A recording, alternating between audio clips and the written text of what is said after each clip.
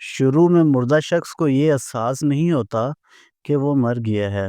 وہ خود کو موت کا خواب دیکھتا ہوا محسوس کرتا ہے اور خود کو روتا، نہاتا، گرہ لگاتا اور قبر پر اترتا ہوا دیکھتا ہے۔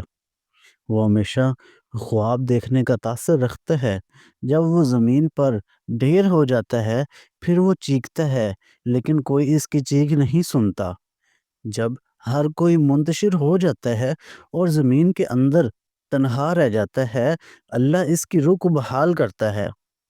وہ آنکھیں کھولتا ہے اور اپنے برے خواب سے جاگتا ہے۔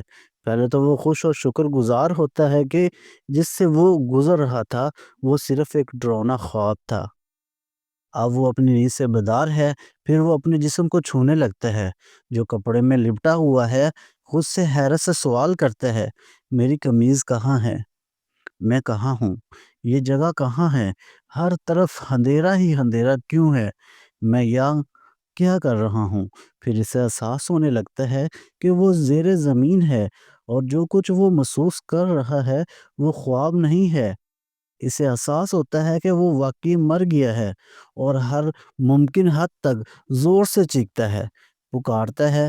اس کے رشتہ دار جو اس کے مطابق اسے بچا سکتے تھے اسے کوئی جواب نہیں دیتا، اور پھر یاد کرتا ہے کہ اس وقت اللہ کی واحد امید ہے۔ وہ اس کے لیے روتا ہے اور اس سے معافی مانگتے ہوئے اس سے التجا کرتا ہے، یا اللہ، یا اللہ مجھے معاف کر دے، یا اللہ۔ وہ ایک ناقابل یقین خوف سے چیختا ہے جو اس نے اپنی زندگی کے دوران پہلے کبھی محسوس نہیں کیا تھا۔ اگر وہ ایک اچھا انسان ہے، مسکراتے ہوئے چہرے والے دو فرشتے اسے تسلی دینے کے لیے بیٹھ جائیں گے، اس کی بہترین خدمت کریں گے۔ اگر وہ برا شخص ہے تو دو فرشتے اس کے خوف کو بڑھا دیں گے اور اس کے بدصورت کاموں کے مطابق اسے اذیت دیں گے۔ اے اللہ، مجھے اور میرے ماں باپ اور میرے خاندان اور دوستوں، عزیزوں، رشتہ داروں کے تمام صغیرہ و کبیرہ گناہ معاف فرما دے اور ہمیں اس رمضان کے صدقے ایمان پر موت نصیب فرمانا۔ آمین ثم آمین۔